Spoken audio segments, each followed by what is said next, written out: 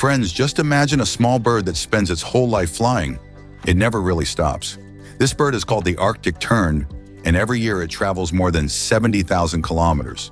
If you add up the distance of its entire life, it's like going to the moon and coming back 2 or 3 times. In today's video, we'll see how this bird manages to travel so much, how scientists tracked it, and what lessons about nature we can learn from it. The Arctic tern is a small seabird. It weighs only around 100 to 120 grams, but its flying power will leave you amazed. This bird mainly breeds in Arctic regions like Greenland, Iceland, and Alaska. And when winter comes, it flies all the way to Antarctica. That means from one end of the Earth to the other, it covers the whole globe. And here's another fascinating fact. This bird experiences 2 summers every year, the Arctic summer and then the South Pole summer.